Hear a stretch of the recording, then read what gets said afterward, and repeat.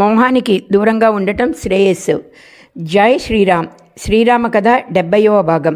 మూలం శ్రీ వాల్మీకి మహర్షి రామాయణం. సంకలనం మఖ. హనుమంతుడు సీతమ్మని చూడగానే అలా చూస్తుండగానే మెల్లగా తెల్లారింది. తెల్లారుజామున బ్రాహ్మీ ముహూర్తంలో ఆ లంకాపట్టణంలో బ్రహ్మరాక్షసులు యజ్ఞయాగాది క్రతువుల్ని నిర్వహించేటప్పుడు సరైన దృష్టి లేకుండా పక్షపాత బుద్ధితో మంత్రాన్ని ఎవరైతే పలుకుతారో వారు ఉత్తర జన్మల్లో బ్రహ్మరాక్షసులుగా పుడతారు. వేద మంత్రాలను పఠిస్తుండగా మంగళవాయిద్యాలు వినపడుతుండగా రావణాసురుడు నిద్రలేచాడు. రావణాసురుడు నిద్రలేస్తూ జారుతున్న వస్త్రాన్ని గట్టిగా బిగించుకొని ఆ సమయంలో ఆయనకి సీతమ్మ గుర్తుకు వచ్చి విశేషమైన మోహం కలిగింది. ఆయన వెంటనే ఉత్తమమైన ఆభరణాలను ధరించి స్నానం కూడా చేయకుండా అశోకవనానికి బయలుదేరాడు. రాత్రి రావణాసురుడు క్రీడించిన కాంతలు కూడా ఆయన వెనకాల బయలుదేరారు. ఆ స్త్రీలలో ఒక స్త్రీ రావణాసురుడి కోసం బంగారు పాత్రలో మద్యాన్ని పట్టుకుని వెళ్తే మరొక స్త్రీ ఉమ్మి వేయడానికి ఒక పాత్ర పట్టుకుని వెళ్తోంది. కొంతమంది ఆయనకి గొడుగు పట్టారు. ఆయన వెనకాల కొంతమంది మంగళవాయిద్యాలు ముగిస్తూ వస్తున్నారు.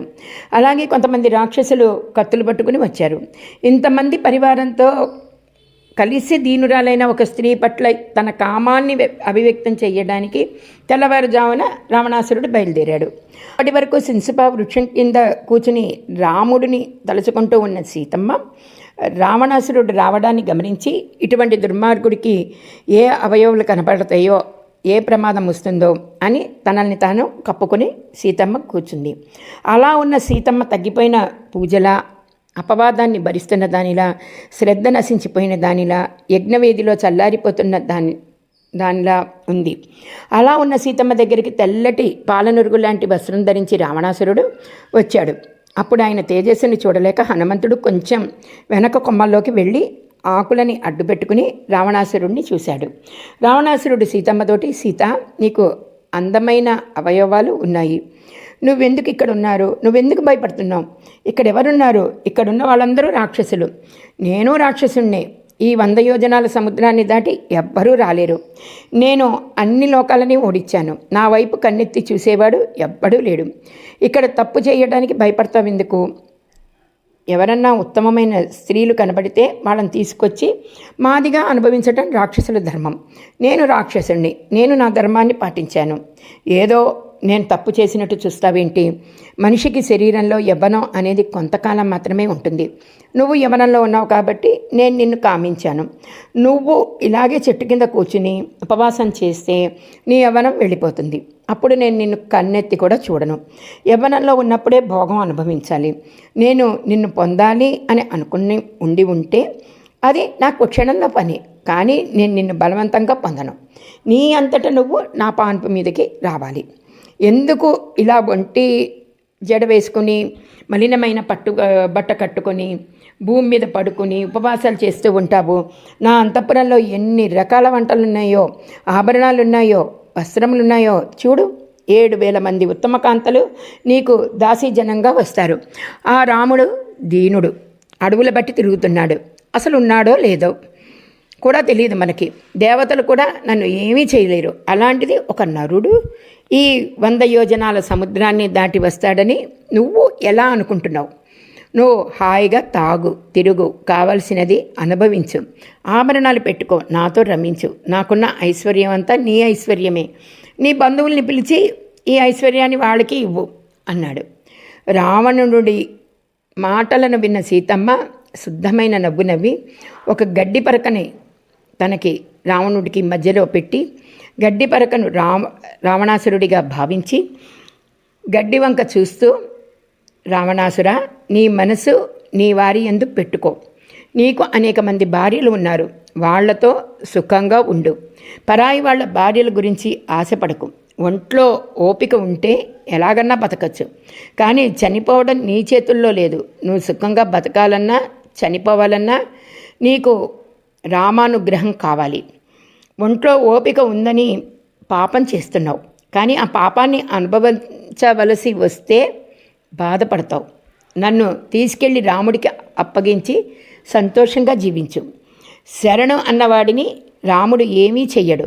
నేను సీతని తీసుకొచ్చాను అంటావేంటి? నీ జీవితంలో నువ్వు నన్ను తేలేవు. సూర్యుడి నుంచి సూర్యకాంతిని వేరు చేయగలవా? వజ్రం నుంచి వజ్రం యొక్క ప్రభని వేరు చేసి తేగలవా? పువ్వు నుంచి దాని తావిని తీయగలవా? ఇవన్నీ ఎలా తీసుకురాలేవో అలా రాముడి నుంచి నన్ను తీసుకురాలేవు. మరి నేను ఇక్కడికి ఎందుకు వచ్చాను అని అంటావేమో. ఇదంతా నిన్ను చంపడానికి బ్రహ్మగారు వేసిన ప్రాతిపదిక. ఒక పతివ్రత అయిన స్త్రీని అపహరించి చెయ్యరాని పాపం చేశావు. ఇక నీ పాపం ఊరికే పోదు. దీనికి ఒకటే మార్గం, నన్ను తీసుకెళ్ళి రాముడికి అప్పగించి బతుకు. లేదా నేను నిన్ను ఇప్పుడే నా తపశ్శక్తి చేత బూడిద చేయగలను. కానీ నన్ను రాముడు వచ్చి రక్షిస్తాడన్న కారణం చేత ఆగిపోయాను. అసలు ఈ ఊరిలో ధర్మం అనేది చెప్పేవారు లేరా? ఒకవేళ ఎవరైనా చెప్పినా నువ్వు వినవా?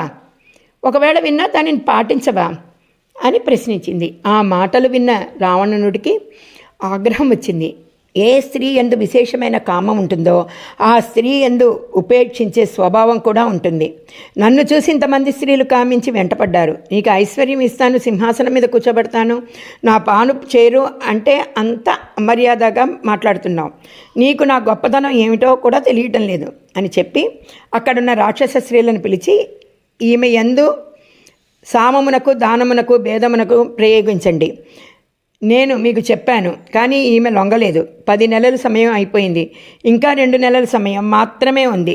ఆ సమయంలో సీత నా పాన్పు తనంతట తాను చేరితే సరే, లేకపోతే మీరు సీతను దండించేయండి అన్నాడు.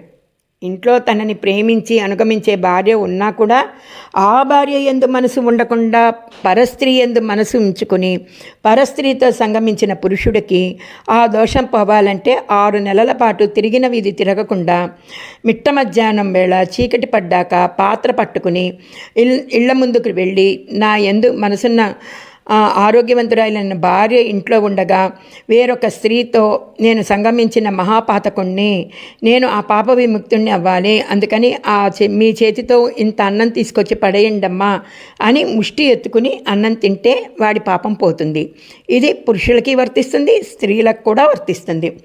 అప్పుడు రావణుడి భార్య అయిన ధాన్యమాలిని రావణాసురుడిని గట్టిగా కౌగిలించుకుని, నీ యందు మనసున్న స్త్రీతో భోగిస్తే అది ఆనందము, నీ యందు మనసు లేని స్త్రీతో ఎందుకు ఈ భోగము, మనం క్రీడిద్దాం పదా అనేసరికి ఆ రావణాసురుడు నవ్వుకుంటూ తన భార్యలతో వెనక్కి వెళ్ళిపోయాడు. సశేషం. వ్యాఖ్యాత మీనా.